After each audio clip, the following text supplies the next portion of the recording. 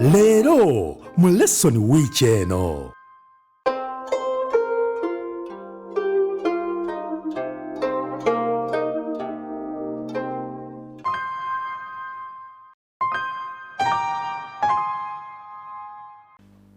Omulungi mukwana ali ku 3ABN antwala omukisa guno okubuuzaako omulinnyo egganzi lya Mukama waffe Yesu Kristo. Neebaza Omukama akubedde okuyita mu wiiki yonna ne tubeera nga essaawa zino tukyali balamu. Manyi nga bingi byakuyisizaamu nange bingi byampisizaamu. Nkwaniriza nate mu nteekateeka yaffe neya program lesson week eno mwe twongera okuyigira Bayibuli ate ne tusobola okutebenkera mu Mukama waffe Yesu Kristo. Lwaleero nga twetegereza lesoni namba 3 otugenda tunulira endagaano ey'emirembe n'emirembe era nkomyewo n'abasumba baffe Musumba Sebagala Aifa okuva e Najjanankumbi ate ku luuyi luli omusumba ffe Ayobu Kimbuga okuva ku East Kampala. Basajja ba Lungereza naye Oluganda yasangibwa alumanyi bulungi nnyo ensonga lwaki tutambulira wano ffenna mu nteekateeka eno ya lesson week eno nga tuli ku kitabo kino ekinene nno ekitabo eky'amateeka olwokubiri. Tuli mu kwetegereza biki bye tusobola okwejjiramu ngaffe ab'omulembe guno okuteekateeka okuyingira Kanani eky'omuggulu. So nga tusoma jjukira nti buli kye tusoma wano kituteekateeka olwa Kanani eky'omuggulu. Abasumba bange mubuuze ku balabi baffe ate oluvannyuma tubeere nga tuwaayo okusaba tutandike. Bassebo ne bannyabo tubaanirizaako mu linnya lya Mukama waffe Yesu.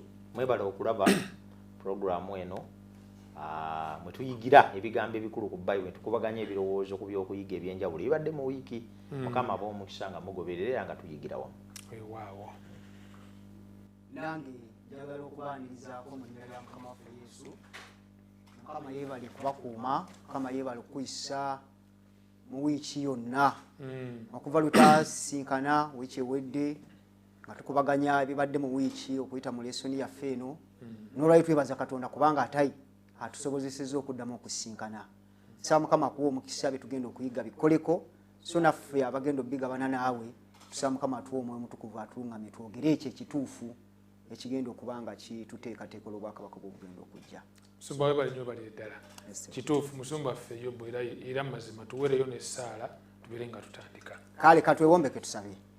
Mukama Katonda Kitaffe ayinza byonna ataggwaawo, n'olwaleero tulina essanyu mu mitima kubanga olonze ffe mu kiseera kino okubaako bye twogera eri abaddu bo n'abazaana bo. Tusaba Kitaffe bitugenda okuyiga bibeere nga bivudde ku ntebe ey'okusaasira. Tusaba Omwoyo Mutukuvu ajje atuluŋŋamye. Betugenda okuyiga Kitaffe bireme otusaliza omusango n'ebituteeketeeke.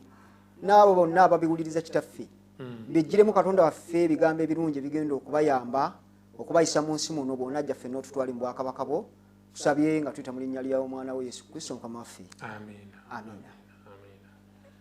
Musumba waffe webale nnyo ssebo webalire ddala. Tuli mugenda mu maaso n'enteekateeka yaffe eno eya lesson week eno.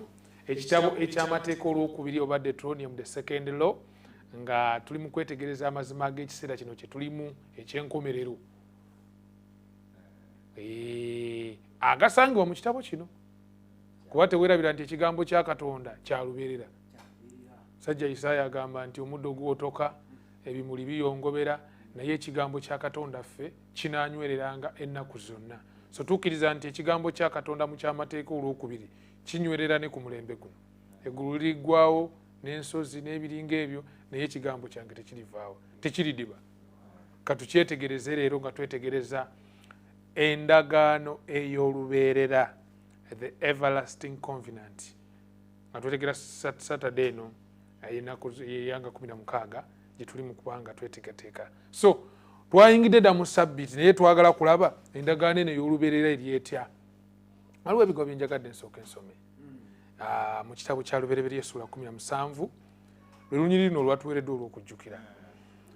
Katonda wano yayogera n'omusajja gwe bayita Ibulayimu amugamba nti era ndinyweza endagaano yange nze naawe n'ezzadde lyo eririddawo okutuusa emirembe gyabwe gyonna okuba endagaano eteridiba. Okuba endagaano eteridiba okuba Katonda eri ggwe n'eri ezzadde lyo eririddawo. ogirabye endagaano eyo ati bwe nawulidde ebigambo ebyo ne ŋŋamba bino Katonda abyogera ne Ibulayimu nze binkwatirako wa Yonasaani ow'eggomba binkwatirako wa naye ng'ate bw'okyetegereza kivaayo bulungi kuba n'enjiri y'abamalayika abasatu etandika Yokaana agamba nti nenda abamalayika omulala ng'abuuka mu bbanga ng'alina enjiri ey'emirembe n'emirembe okubuulira abatuula ku nsi abantu ebika ennimi ebika n'abantu so olaba nti enjiri eno ey'emirembe n'emirembe erina reflection ku ndagaano ya Katonda ey'emirembe n'emirembe ekitegeeza nti Katonda byayogera ne Ibulayimu ayagala kubyogera n'abantu mu bifo byonna mu nsi yonna mu birembe gyonna awo tugenda otambulira so tugenda kutunuulira endagaano eno ey'emirembe n'emirembe ogikwanaganya otya n'ekisa kya Katonda ogikwanaganya otya n'etteeka lya Katonda etteeka lya Katonda ligirawa mu ndagaano ye n'abantu abantu awo waliwo ebibuuzo ebinene etteeka lya Katonda litegeeza ki mu ndagaano ya Katonda n'abantu lizannya kitundu ki kubanga ekyamazima musumba nga bwe tugenda okulaba mu maaso awo eriyo baganda bange bangi bemanya abakristaayo baagala nnyo Yesu Kristo era bamugoberera naye balina okulowooza okugamba nti endagaano ya Katonda ey'emirembe n'emirembe mu Kristo ejjawo etteeka oba eridibya kituufu oba kikyamu byonna tugenda kuba tubizuula so nga waliwo n'akantu akankutumbabira omusumba abasumba bange kagamba nti Katonda on record yasooka okukola endagaano ate yagikola na mwana we Yesu Kristo fact waliwo abalina extreme view egamba nti Katonda bulijjo endagaano yagikola na mwana we njakubanyumiza lwaki njogedde bwe ntyo naye nga ensonga eyo y'endagaano y'emirembe n'emirembe etuukira bulungi mu kitabo eky'amateeka olwokubiri kubanga kitabo nkiyita ekitabo ky'endagaano kitabo kya ndagaano kitabo kya ndagaano weewaawo kati awo musumba tuli butoola ku Sande twagala kulaba endagaano eno n'enjiri bikwanaganya biti ekisa kino n'endagaano kaakati ebiseera ebisinga obungi tuwulira ekigambo endagaano tetutera kulaba mangu kisa endagaano kifaanana nga nti gundi gweoyinza okunziba akakalu twanguwa mangu okutunuulira endagaano ya Katonda nga tugitunuulirira mu ndagaano zaffe ze tukola era bwe tukubaganya ebirowoozo ku lesoni eno nga tetwawudde byombi tujja kulemerwa okutegeera lwaki endagaano za Katonda zifaanana bwe zityo obutafaananako na ndagaano zaffe ze tukola baleme kutubba ze tukola tuzirifaalingeko singa ebintu bikyankalana kubanga omuntu mutuufu teyeesiga Katonda mutukuvu Katonda talimba Katonda takyukakyuka Katonda tafa ffe tukola endagaano kubanga tufa esobole okusigalawo ffe tukola endagaano kubanga twekyusa endagaano eringa kiramu in a certain sense ffe tukola endagaano kubanga tuli bantu ya moto kati ffe endagaano zaffe ze tukola zifaanana bwe zityo tukyuka n'okukyuka omulabi alaba ebigambo bino akitegeere nti we are discussing a being atatufaanana oba kitegese bulungi kati omuntu atafa atakyuka ateekuba atali muyaaye atagenda kutuuka kiseera afuuke mulala okuva bwe yali there is no shadow of turning kati olw'okuba nti Katonda ye bw'ati ate bw'ali bw'atandika okukola kye bayita endagaano yakola ndagaano ziri everlasting era azikola nga tezeesigamye ku bukwakkulizo naye nga zeesigamye ku kikyali n'enkolagana gy'alina eri omuntu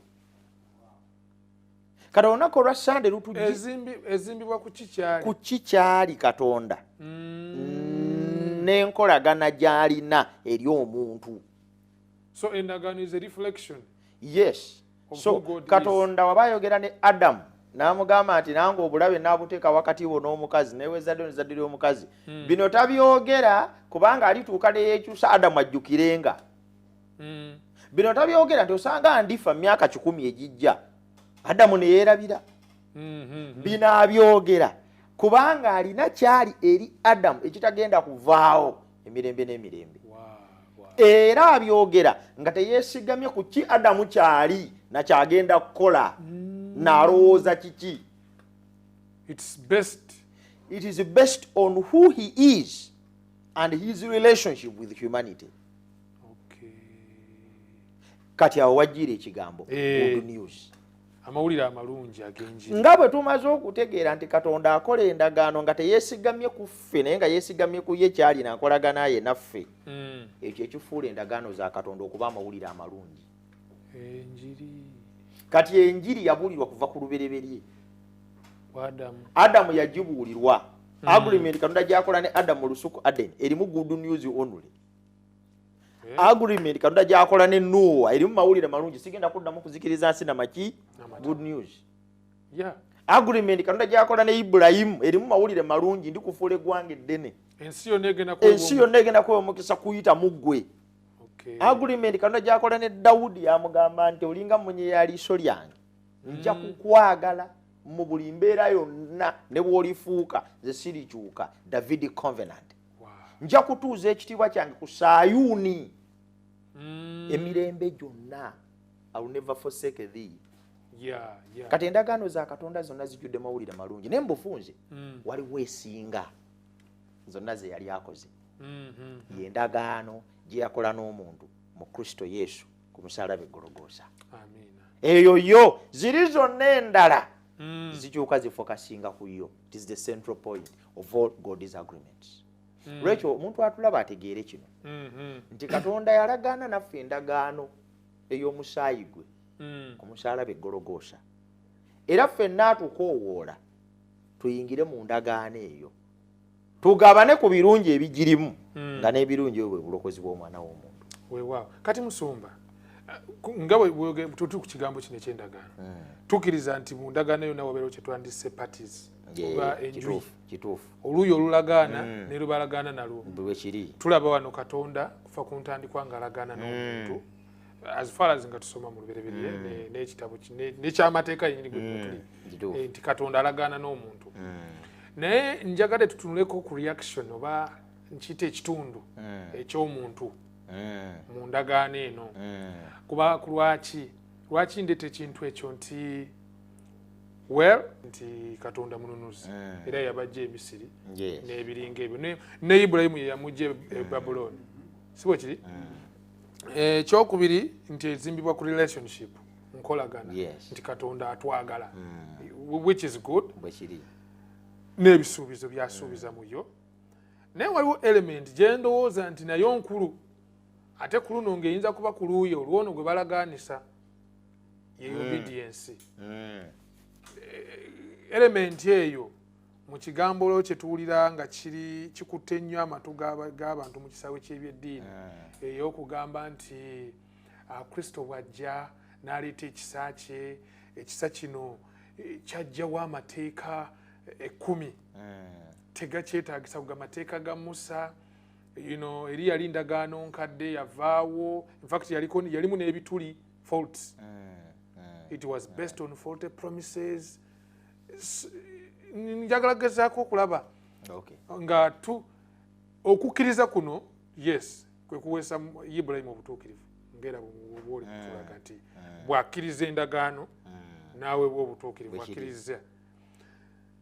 Naye era Ibulayimu tumulaba mu ssula ya 22 eya lubereberye ng'omusajja oyo ayakwata omwana w'amuweeyo n'awulira. Isn't that obedience? Si bwe buulizo. Okay, kakati ku kibuuzo ky'obuuzizza awo wennyini endagaano mu ndagaano zonna Katonda ze yalagaana n'omuntu tewali ndagaano gye yakola ng'alina kyamusaba akole.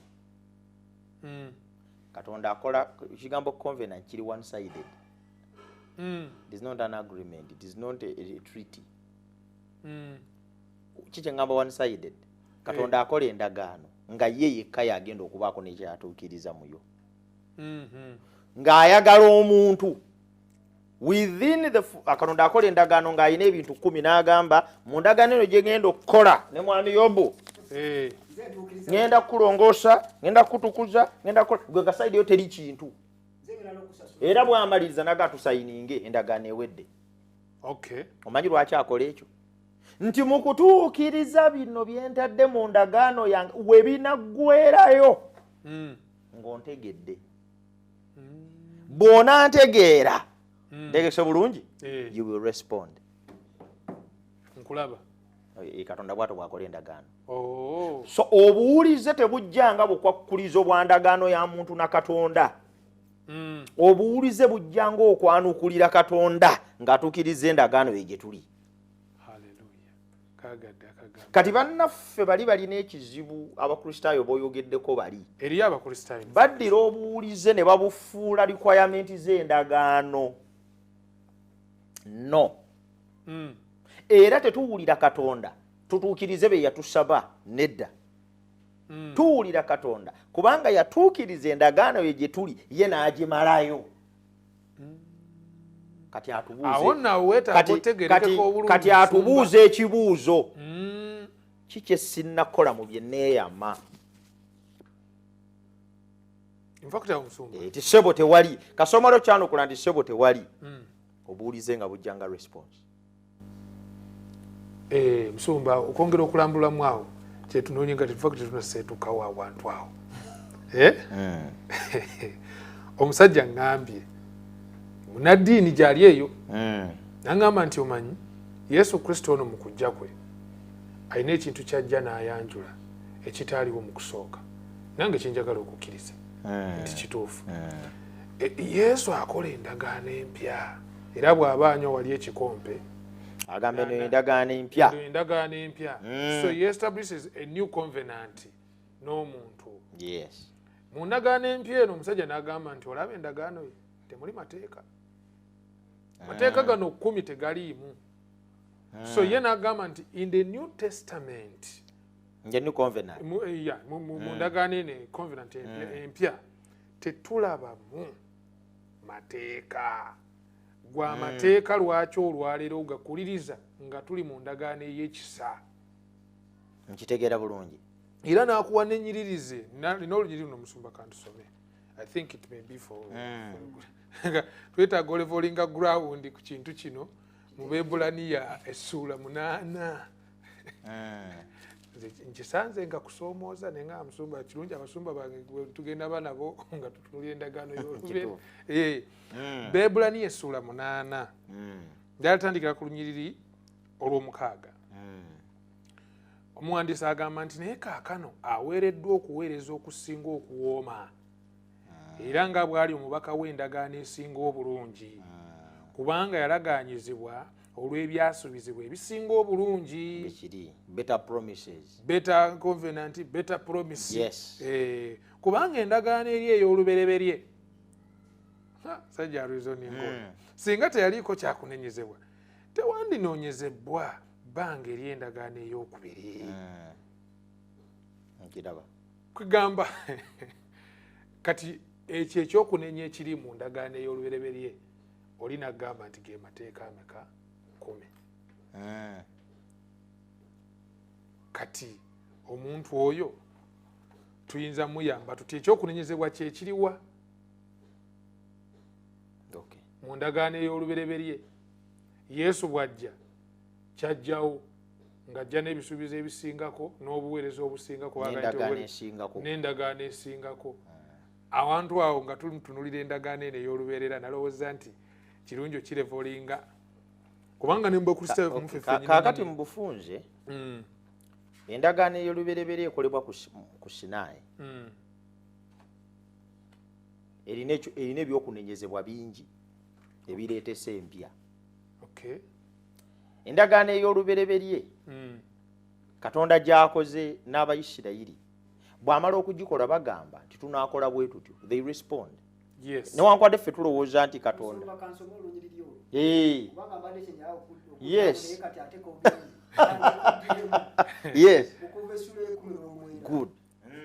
Ngenda kusomera olunyiri lwa 7 n'olw'omunaana wagamba ebigambo bino wagamba ina kutandikira ku lunyiriri olw'omusanvu kuva sura 19 olunyiriri olw'omusanvu luga nti Musa najja n'ayita abakadde n'abantu n'ateeka mu maaso gaabwe ebigambo bino byonna Mukama byamulagira abantu bonna ne baddamu wamu ne boogera nti byonna bye yayogera Mukama tuli bikola. Musa n'aleeta nate ebigambo by'abantu eri Mukama byonna byayogedde Mukama ffe tugenda bikola kigenda bugambe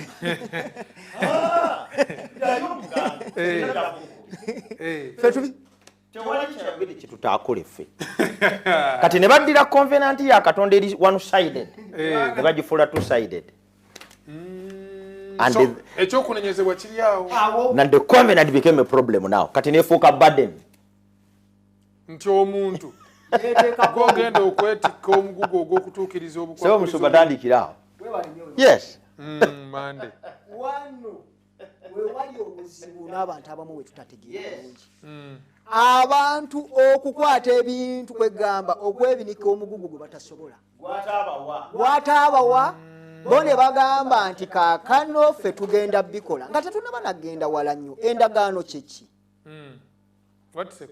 Covenant kyeki? Bayibuli eno nnungi. Ebigambo bino tebiva buvi mu kamwa k'abantu. Endagaano ngera Musumba bwe yagambye siri ebino ebyaffe nti ate kati owandiika kubanga siri faithful siri mwesigwa nja kwekyusa. Katonda yatulaga endagaano kyeki mu kitabo kino era eky'endagaano mu kitabo kino eky'amateeka olwokubiri essuula eno ey'okuna olunyiriri olw'13 atukakasa endagaano kyeki era batumala okukakasa nti endagaano kyeki tulyoke tumanye endagaano gye bamenya eriwa n'empya eriruddawa kubanga endagaano tumala kutegeera makulu gaayo. Saba Musumba nsomera gwe woba onsomera wennyini eky'amateeka olwokubiri essuula eno ey'okuna olunyiriri olw'13 n'abamulira endagaano ye wulira nti kyeyabalagira okukola ge mateeka 10 n'agawandiika ku bipande by'amayinja 2. Endagaano si kintu kirala. Bayibuli ekakasa nti ge mateeka meka era ye ge yajja ng'ateekeddwa okubatambuliza mu mateeka ago. Musa n'ajja n'abanyonyola nti amateeka gano gaagano bo ne baga nti muzeeyi atofaayo genda omugambe ago gonna tugenda gatuukiriza. Naye waliwo obuzibu. Bwe bamaliriza okwogera bwe bityo Musa n'addayo ku lusozi Sinaayi gamuweebwe agenda okumalayo ennaku 40. Amateeka ago nga amaze okugabasomera toyendanga tobbanga tosinzanga bifaananyi yasanga bali kayana basinza. Katonda kye yali abagambye batambuliza mu mateeka nga bo bagamba bajja kwetambula era singa Mukama teyabawa mukisa yandibadde naye aliko ekizibu. Bano bakugambye basobola ate ng'oddaawo bakwatirako bwe basiŋŋaanibwa nga bali kayana endagaano ne babanga bamaze gimenya. Naye ekizibu ky'endagaano zino zonna bwe bosomye endagaano gyagamba Ibulayimu, endagaano gyagamba ey'oku lusozi eya Nuuwa, endagaano eri mu lubereberye Katonda ng'agamba nti obulabe agenda buteka wakati w'omukazi n'omusota. Tewali endagaano etaliiko kwewa musaayi. Mu lubereberye omusaayi gwaliwo, Adamu yayiwa omusaayi. Wano ku Nuuwa amala kusaddaaka Mukama n'agamba nti nga bw'oyiye omusaayi ey'endagaano enywedde. Ne wano ku mateeka 10 jjukira abaana ba Isirayiri bwe bamala obyogera agamba Musa n'agenda n'asaddaaka n'amaliza omusaayi n'agumansa ku mateeka gano y'endagaano ne ku bantu nga kitegeeza nti kino kufa na kuwona. Kati ke mugambye bwe mutyo nti mugenda gatuukiriza bwe mutatuukiriza mugenda kufa. Kye kyali kitegeeza. Awo wennyini wagambira nti tunaabikola Mukama n'agamba Musa genda obagambe beeteekere enkya ngenda kujja baleka tebamanyi bulungi. Kakati mu bufunze zekyenjagala okola nti endagaano tebalaganye naye kitegeeza mateeka kyebeevaako obuzibu nega nti yaliko obuzibu kubanga Katonda baagimuggyako ne basabalawo bagikole naye neebalima. Kati ye n'agamba nti amateeka mwalowooza nti munaagasobola nde mugasobola. Kati nina endagaano gye ŋŋenda okukola empya eri mwagidibya mwanzijjako obuvunaanyizibwa bwange yali one-sided ne mugikola ki? Kati gye ndeeta yeeno nze ntuukiriza amateeka ago. Mateeka mazibu. Lwaki mazibu? Nze Katonda nze njogera karakita yange nze nzennyini ayogedde nze nsobola okutuukiriza ekyo. Endagaano esooka beeyama okugikola bo bagifuula two-sided. Katonda talagaana na muntu ndagaano n'amuwa byakukolamu bo bagaffe tujja kukola kati mundagaano ey'okugamba never nze ntuukiriza nze ndagaana nze ntuukiriza I'm the one required to fulfill even the law. era bwe kiri so kati awo wali ekibuuzo era nga tugenda okumula eteeka sige mateeka ketulabye ng'endagaano gazanya kitundu ki mu ndagaano y'olubeerera kwegamba kuba tulabye endagaano eno ng'erimu ge mawulire amalungi ag'enjiri y'emirembe n'emirembe wiki kyetulaba nga kijja ne mu kubikkulirwa nga kikomawo nti bw'ati Katonda wabadde okuva ku ntandikwa bw'ali beera lubeerera. Kati Yesu azze alabika nga ayanjudde ekipya. Yesu mu kwanjula endagaano empya amateeka 10 gasigala gazanya kitundu ki? Ako mukanyambeko tugende tuwumulemu. ndowooza kansooke musoma naye anaamaliza nze ndowooza nti amateeka kikulu. Yesu Kristo bw'ajja ku nsi kuno abuuza abasajja Abayudaaya n'abaali naye nti waliwo ekigambo kyonna kye munnenya? Yesu kiki kye munnenya? Nga tebalina wadde kakwakkulizo konna ke bamukwata offside.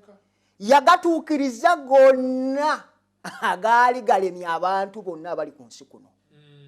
Nga kitegeeza nti amateeka kye gabanja Katonda yennyini yagatuukiriza. Nga kitegeeza nti ye bw'afa ku musaalaba n'afiirira omuntu yenna agenda okukkiriza Yesu Kristo agenda kuba aweebwa omukisa obutuukirivu bwonna Yesu Kristo bwe yakolerera abeere ng'abwambadde. Nga kitegeeza nti amateeka gano omuntu atasobola gakwata Yesu agamukwatidde gali mu ye. Kati amateeka tegafuuka nti ogenda gakola naye Yesu yagakola ki? Musumba kye yagambye nti gwe tolina kyokola naye gwe bw'omala okukkiriza ye Yesu ng'atandika okukolera mu ggwe. Gazanya kitundu ki? Amateeka mpisa za Katonda, amateeka karakita ye mizaani tasobola gajjawo nga Musumba bwe yatunnyonnyodde ng'agamba nti abaaye kyali mu lesoni eyaggwa nti kiringa Katonda wa mazima mwenkanya wa kisa n'okusaasira naye ate Mukama wa mazima. Toyinza kubeera na mazima ng'omulamuzi w'ekisa omwesigwa nga tolina mateeka g'okozesa. Ogaja tewali mulamuzi. Katonda bw'aba mulamuzi nga talina mateeka oyo si Katonda yaba sitaani. Kati ate amateeka ga Katonda tewali muntu yali agatuukiriza n'aleeta omwana we agatuukirize. Kyova olabanga abantu abali mu Yesu Kristo omusango tegubaliiko kubanga bali wansi we era byayakola byonna babigondera era yabawa n'amaanyi ogatambuliramu nga kitegeeza nti bw'aba yagatuukiriza ayina amaanyi nange ogampa n'antambuliza omwo. Kati ekibuuzo bwe mmala omukkiriza nnyinza obutagatuukiriza? Nkulaba Musumba weebale nnyo weebalire ddala Musumba anzija naye kasooke tuwumulemu ate oluvannyuma tukomewo tulabe minzaani eno ey'amateeka 10 bwekyalina omugaso omunene mu kigambo kino eky'endagaano ey'olubeerera. Tovaawo tukomawo.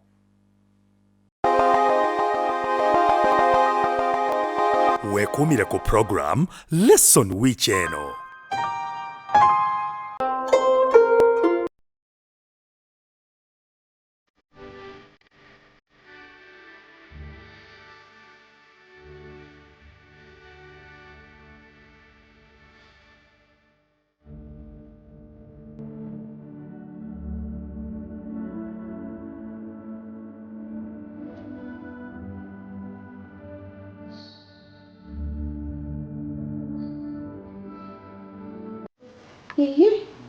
Sharif, kiki tulina woowataddeko nti otaddeko channel okulaba ova wenaze wano oli mu kunoonya ova wano dda wano olabika nga asobeddwa kiki? Noonya lesson ya wiiki ku 3am. Nze nno nsubira olabika onoonya program obudde obukyamu. Program oyo ebeerayo oluvannyuma lw'okwaniriza sabbiiti ku ssaawa 2 ez'ekiro paka ku ssaawa 3 ku lunaku lwe tubeera nga tutandise tuyingidde sabbiiti era bwe tuba tulaba puroguramu eno etukubiriza okwejjukanya ebyo bye tuba tuyize ffe ng'abantu nga tusoma lesoni lunaku ku lunaku. Yiga lesoni yo buli lunaku okuyita mu wiiki osobole okutwegattako okubaganya wamu ebirowoozo mu puroguramu Lesson Week eno. Weewaawo omulungi ali ku 3BN twongera okubuuzaako mu linnya egganzi lya Mukama waffe Yesu Kristo. Tukujjukiza oli mu program Lesson Week eno we tuyigira Bayibuli okusobola okutebenkera Mukama waffe Yesu Kristo. Tukyetegereza endagaano ey'olubeerera era mu mikwano gyaffe batufollowinga ku YouTube. Twongera obbajjukiza tusubscribe on Avento Productions okumanya ebisingawo n'ebipya bye tusobola okuba nga tuleeta. So nga gwali ku Facebook nayo tukwebaza. Webale kulaikinga page yaffe ya Facebook Avento Productions tusobole okuba nga twongera ate okutambuliramu. Tutambulidde ddala naye wanadde nga tetunagenda mu kuwumula mu Musumba nade nja okuwuliriza ku kigambo kyo ku balance eyo ey'ekisa n'amateeka mu ndagaano eno empya oba endagaano erubeera ya Kristo. Mu ndagaano zombi endagaano eyasooka n'endagaano ey'okubiri mwonna amateeka mwegali. Okay. Era nga gaali gagendereddwamu okukola omulimu ogufaanana. Katonda tawa mateeka mu ndagaano nkadde ng'agawa Abayisirayiri kubanga bagasobola nnyo. Naye agabawa okubajjukiza nti balina kye bateekwa okufuuka. Okubajjukiza nti waliwo standard, omutindo, chosen people, balonde, bayitibwa. Atandika n'ebigambo nze Mukama Katonda we yakujja mu nsi w'e Misiri mu nnyumba ey'obuddu tobanga na bakatonda balala wendi. Ne mu ndagaano eyasooka amateeka gajja luvannyuma lwa kununulibwa. Yasooka kubajja mu Misiri n'abajja mu buddu n'alyoka abaleeta mu nsi gy'ayaga n'abaleeta mu ddungu wano bamusinze. Bw'abatuusa ku Sinaayi okumusinza n'abagamba now after saving you this is the standard. Guno gwe mutindo kwenjagala mutambulire. Ne mu ndagaano empya eya Kristo Yesu oluvannyuma lwa Yesu okutulokola n'atujja mu buddu bw'ekibi n'atuleeta mu kwaka okw'ekitalo olumala okutuleeta he gives us the standard. Kwegamba amateeka 10 gakolanga minzaani. Amateeka 10 Katonda mu ndagaano zombi mwegali. Enjawulo yokka mu ndagaano zombi nti endagaano eyasooka abantu bali beewa obuvunaanyizibwa obutaali bwabwe okutuukiriza bino. Endagaano eyali yeesigamye ku kisa kyokka nga Katonda bwe yali agireese ne bagifuula eyeesigamye ku kutuukiriza bo bennyini. Kwegamba nti mu bomwe muli amaanyi. Katolo ne balyoka badda wansi w'ekikolimo. Kubanga buli muntu yenna eyeeyama nti nja kukola. Ntegeregese bulungi ekikolimo nga kimulinze. So singa baagaleka nga Katonda bw'agabawadde ne bagamba nti Mukama nga bw'otuwadde standard eyo gwe nga bw'oli Katonda waffe kaakati ssebo tusobozese we tulemeerwa otusaasire we tutabiyinza otuwadule nga bw'ozza otukulembera tujja kutuuka. They refuse ne bagamba ebyo byonna totawaana ffe tujja kubikola. Kati in the new covenant Katonda agamba bw'ati mu ndagaano eno empya kankole something better. Kati byonna kambiteeke mu Kristo. Mu ndagaano eno empya Kristo wamala obbajja mu kibi ate abawe n'amaanyi ag'obuwulize gye ndi. Kwegamba package ejjejjudde. Package ejjejjudde mu Kristo. Yes, olwekyo ssebo mu ndagaano zombi amateeka gajja after salvation. Era geetaagisa. Era oli talimbanga abantu ti mu ndagaano eyasooka amateeka ge gaasooka mbu obulokozi bujje mbu Mukama yabagamba mukwate ebiragiro bino 10 mbalokole. No, it's wrong. Nze Mukama yabajja mu nsi y'e Misiri mu nnyumba ey'obuddu ne mbanunula tobbanga. Tojja kuba mubbi. Kasita olw'okuba nakunnula tambulanga bwe njagala. Kale ne mu ndagaano empya bwe kiri Yesu bw'amala okutununula n'atujja mu nnyumba ey'obuddu obw'ekibi ne tulokoka ne tumukkiriza ne tufuuka abalokole. Agamba tobbanga, toyendanga, tottanga, tukola ki kati enjawulo bano bwe yabagamba ebyo yabagamba nedda tutawaana nnyo ffe tujja kubikola ki kubikola naye endagaano empya is better bwamala okukkiriza Yesu Kristo nga kwasa omwoyo Mukama nga mulungi omwoyo wuuyo ng'awandiika amateeka ku mutima ne mu bwongo obwo So this is a better covenant. Paulo kyagamba mu Bibulaniya ati come on abayudaaya mubeere serious. This is a better covenant. Temugaana musajja. Olwekyo n'omuntu yenna alaba ebigambo bino akimanyi. Nti endagaano empya esingako eri. Gwatewe n'erimu n'omwoyo omutukuvu owa Katonda atulungamye. Olwekyo tuwulire Mukama. Tetumuwulira kubanga twagala atulokole. Naye tumuwulire kubanga yatununula nga bwe yanunula n'Abayisirayiri. Weewaawo. Tweyanza nnyo musumbange tugenda n'okufunza kati Tuesday no Wednesday ne Thursday kubanga somehow bikwataganye bulungi nnyo naye nga tetunaba kugenda ne just kino kyawandikibwa njagadde okisoma to level up ensonga eno Abalumi essula 8 olunyiri olusooka otuuka ku Lwokuna Abalumi essula 8 omulabi waffe Abalumi essula 8 olunyiri olusooka otuuka ku Lwokuna nga Bayibuli egamba nti kale kaakano tebaliiko musango abali mu Kristo Yesu kubanga etteeka ery'omwoyo gw'obulamu mu Kristo Yesu lyanfuula ow'eddembe okunzija mu tteeka ery'ekibi n'ery'okufa kubanga amateeka kye gataayinza kubanga manafu olw'omubiri Katonda bwe yatuma omwana we ye mu kifaananyi ky'omubiri ogw'ekibi era olw'ekibi n'asalira omusango ekibi mu mubiri olw'okuna therefore obutuukirivu bw'amateeka bulyoke butuukirizibwe mu ffe abatatambulira mu kugoberera mubiri wabula omwoyo so package njirabye nti bw'osembeza Kristo oweebwa 2 omulundi gumu oba okutta ejjinja limu n'okuba ebinyonyi 2 butereevu oba olokoleddwa ate n'obuba n'amaanyi agatambulira mu butuukirivu bw'amateeka which is not in the first covenant. Okay. Mondagane yasooka ekyo tekyalimu. So nesingako bulungi. Okay. Is even better. Kati n'omusumba awo nowe njagalira naye nga zonna amateeka gakola ki mwegali era obuwulize bwetaagisa yesebo obuwulize bwetaagisa naye bujjanga kibala okitegedde ekyomwoyo ono gwakuwadde koba ng'okkiriza okutambula naye. Yes.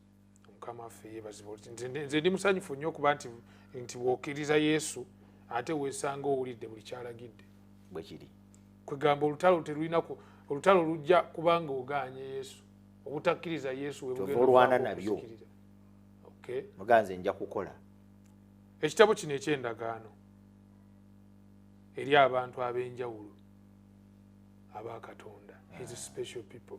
Yes. Twagala kulaba amakulu wano waliwo amakulu ge twetaaga okwongera okutegera waliwo Katonda waliwo Musa byayongeramu kubeera nga bwe twazze tulaba nti ayogera n'abaana ba Isirayiri bano abavubuka bayinza obanga eby'Esinayi bye tubadde twogerako tebaabirabako tebabimanya bwali bwana babamu baali bato nnyo abamu n'okuzaalibwa tebannakola ki nga babaleze na bulezi abamu balengera ku lusozi omukka tebabitegeera kati Musa rehearsals repeats amateeka 10 agaddamu waliwo byayongeramu mu kitabo kino eky'amateeka ekitabo kino eky'endagaano sumba wange Yobu awo nsaba onnyambeko ombuulire ku kiki ekigenda mu maaso ku bwalabye Musa nga ayanja bulungi amateeka gano 10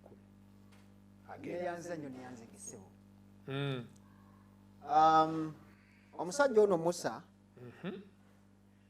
y'omu ye yajja abaana ba Isirayiri e Misiri mu buddu. Omusajja ono Musa yaleeta abaana ba Isirayiri ne bamufaako bonna mu ddunga abakulu abaali batuuse emyaka 2 okudda waggulu n'asigazaawo omugigi omuto. Omusajja ono Musa ye yaleeta abantu bano nga bagenda okusomoka bagende mu nsi ensuubize naye ne bawaganyaza emitima gyabwe.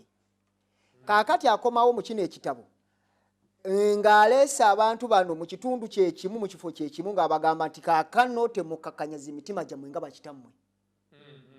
Era kaakati bino ebintu bino bye mulaba njagala mubitegeere baali batandise nabo okubaako egamba bano mwalimu nga bwe tulaba amawanga ge baali bagendamu nga bwe tulaba gaali ate nago galina ebizibu byago baalina ebizibu byabwe kyava bagamba nti kaakati temukolanga bo gye mugenda kubeera bantu banjawulo kubanga mwe muli bantu bandagaano endagaano kyeki mwe mutegedde mu myaka gino 40 Katonda abadde abayigiriza empisa entuufu mufuuse bantu abategeera Katonda kyayagala empisa ya Katonda eri mumwe kati mwe mugenda okgenda eri mu influencing bali abantu abali eri n'alyoka abawa amateeka gonna n'abagamba bwe munaawulira Katonda kyagamba ne mukkiriza okubatambuliza mu ebyo amawanga gonna gagenda kufukamira mu maaso gammwe kubanga mmwe mwennyini mugenda kubeerawo ne malayika wa Mukama yagenda okubakulembera muberenga ennumba agamba nti ajja nakutuma ennumba egenda kubeera nga bwe banaawulira ettutumu lyammwe bagenda kudduka buddusi era kyetulabye nti mu mateeka gwe kasita baali Katonda abagambye nti singa munakkiriza nze nkole nja kubatambuliza mukati ebintu bya Katonda byonna Katonda yakola kati ekizibu kye tulina abaana ba Adamu tulina olunkulu twagala nnyo okwesoosa mu maaso ffe tukole Mukama kwegamba twagala tumulageko nti tusobola twagala tumulage nti ffe tusobola mubiri ogwo gwe bayitira ddala omubiri mubiri gwennyini ebyo gwe mubiri gwennyini kaakati omusajja ono Musa atandika obbategeeza n'abagamba nti ebyo byaliwo luli si bye tuteekeddwa okuddamu singa munaawulira Justin Mugonda Katonda agenda kubasaanyizawo abantu abo kaakati wano nze ndowooleza ddala nti ekigambo kino kyatuukiza wano nti bafuuka abantu ab'enjawulo enjawulo wakati waabwe ne bakitaabwe bano bagonda Katonda abakulembere akolere mu bo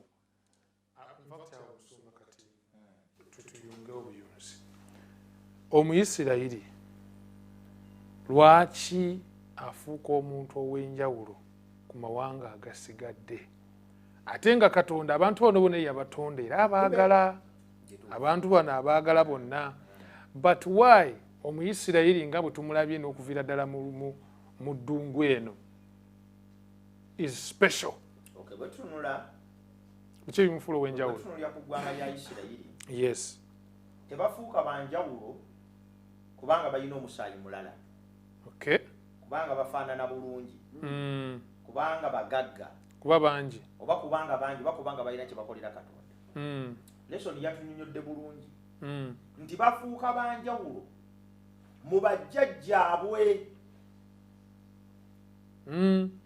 ekisuubizo ekyokufuula Isirayiri ey'enjawulo kyagambibwa Ibulayimu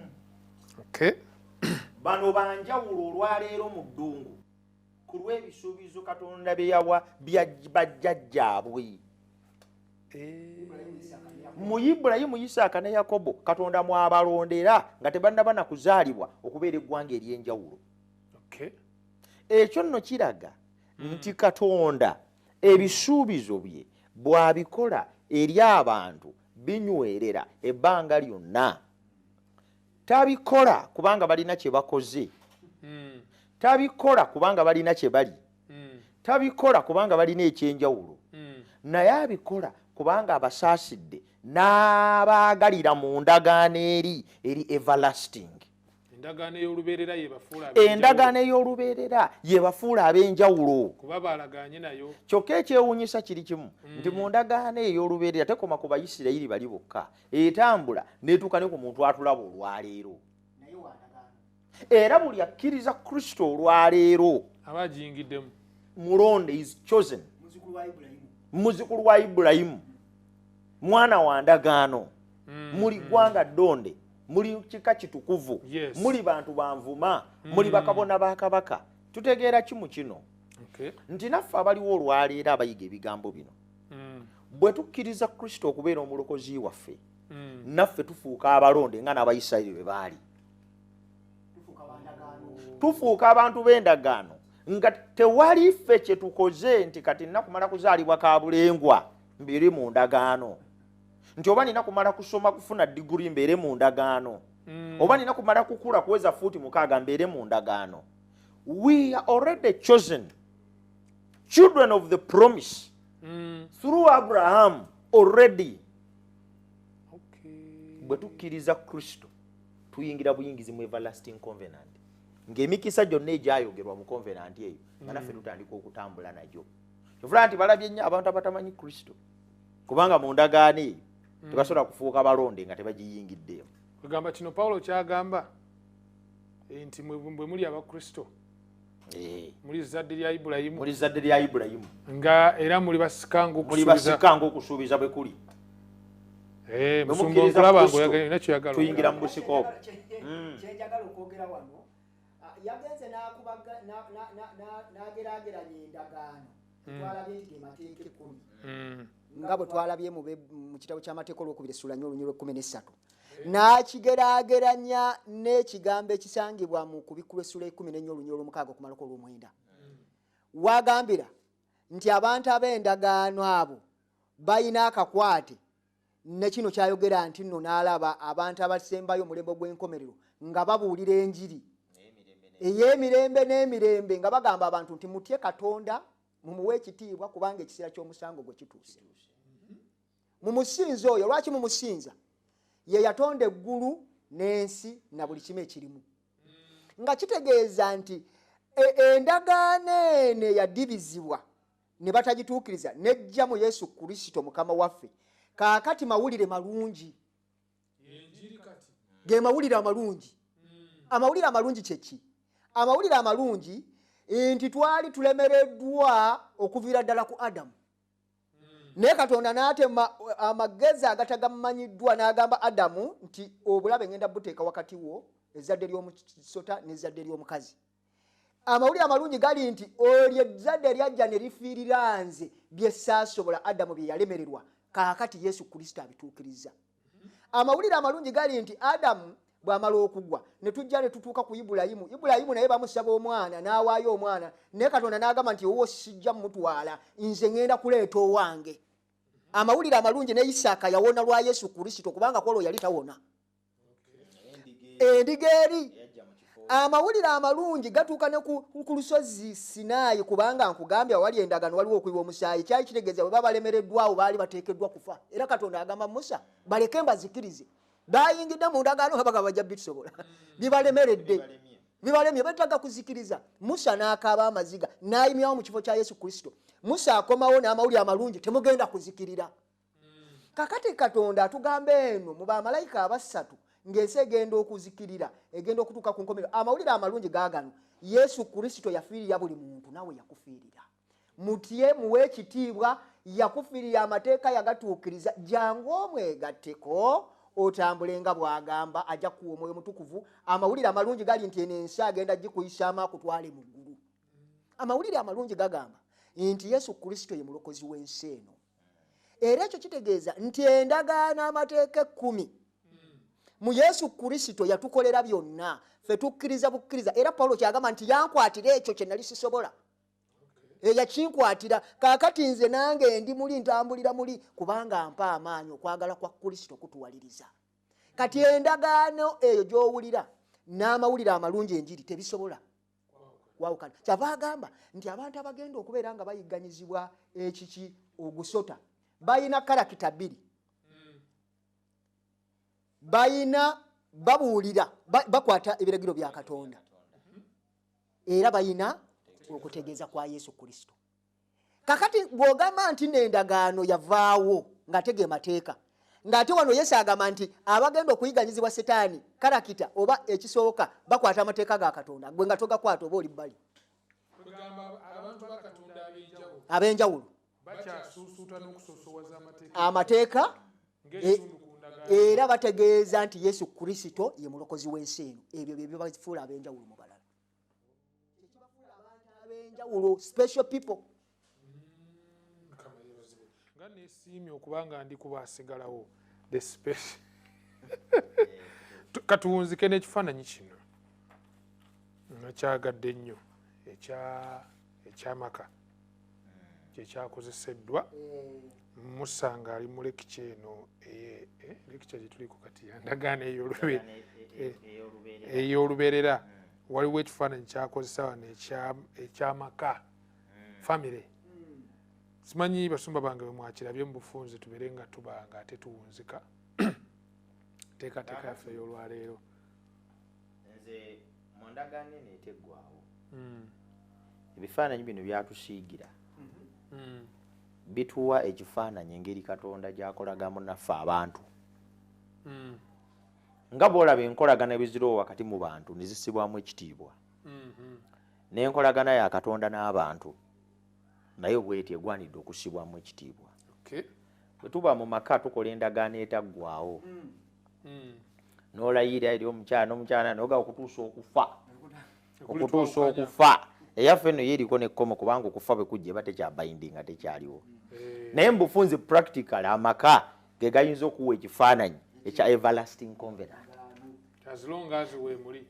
Bwe muba mu maka muno naye wabawo okunyiiga mulina kusigalamu, naye wabawo ebintu obutatambula bulungi mulina kusigalamu, naye wabawo obubi n'obulungi musigalamu, obwavu n'obugagga musigalamu, obulwadde n'obulamu musigalamu.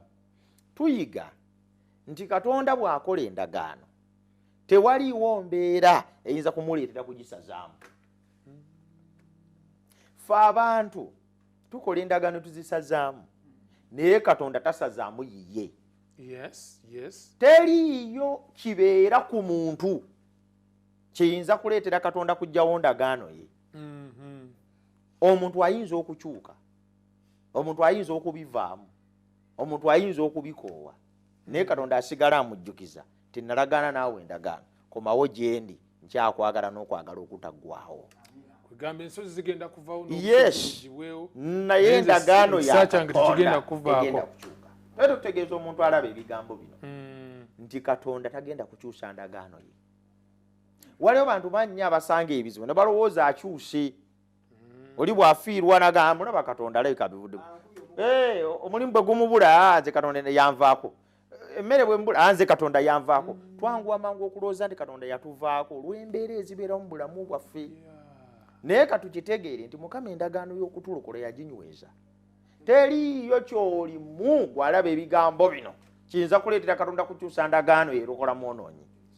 Olwekyo aboonoonyi kye balina okukola olwaleero kwe kukkiriza okuyingiranga mu ndagaano eno nga tebeebaliddeemu basobole okuganyulwa mu mikisa egigirimu, kubanga ebiva mu ndagaano eno empya bya mirembe na miki? Bya mirembe. Sumba naawe wunzika tulabe.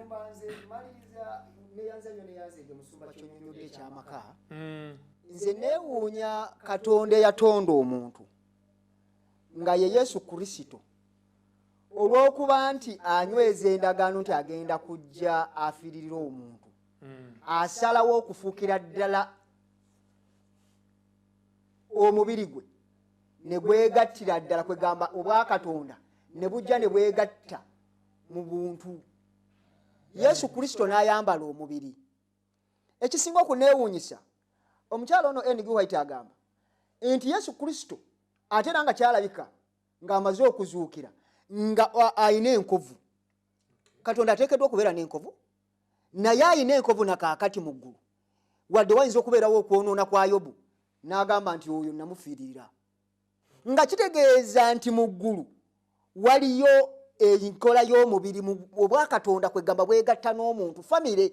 Kyava agamba nti kaakati sikyabayita nabaddu, mmwe muli baganda bange, mmwe muli baganda bange, muli ba mikwano. Era Yesu Kristo ekituufu tagenda kuddamu kutuula mu ggulu, agenda kujjayo nga bwe twasoma mu history yali Saidi eyatransferinga capital ye n'agijje mu sikaati agenda kuwa matule ye entebe ye agiteeke ku baana ba Adamu agambe nti kati ndi mu bo. Eggulu agenda ddireka bamalayika beebale musinza bamusinzeko akasembayo. Ffe tugenda kumusinza emirembe n'emirembe nga tumulabanga Katonda waffe nga muganda waffe kubanga ayambadde omubiri. Yaginyweza ffe tubeerere ddala baganda be. Kyava atuwolereza kubanga yayita mu bintu ebyo, kyava afuuka mukwano gwaffe tumwesiga. Bamalayika tebalina mubiri nga gwaffe, tebabimanyi, tebibakwatako. Kye ŋŋamba nti tebalumirirwanga mu Yesu bw'alumye kubanga ye yayita mu bintu ebyo. Kati ffe tufuuka baganda be kubanga kyava agamba nti kwegamba tuli mu family tufuka abantu ab'enjawulo tulina naffe kwegamba okwenyumiriza kuba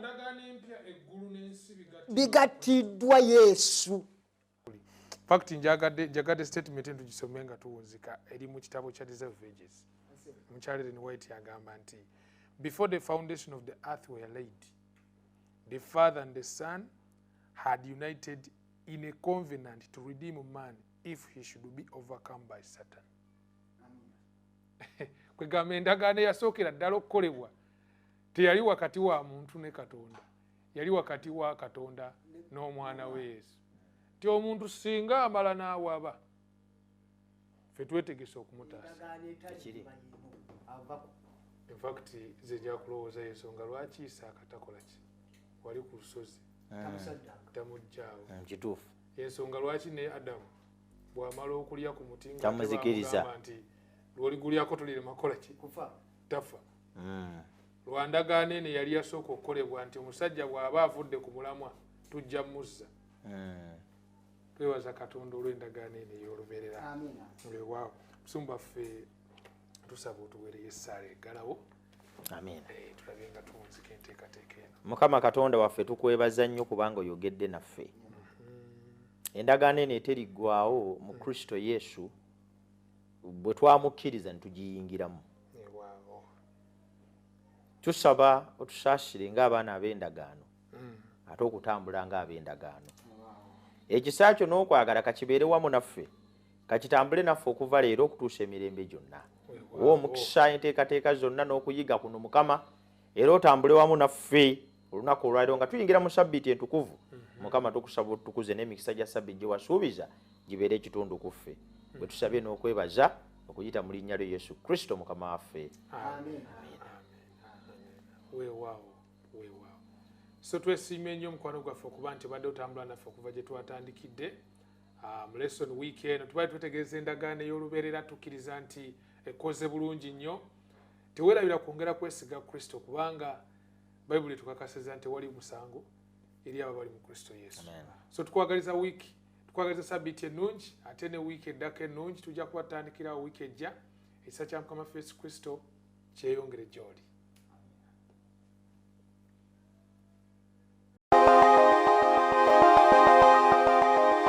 Weekuumire ku program Lesson Week eno.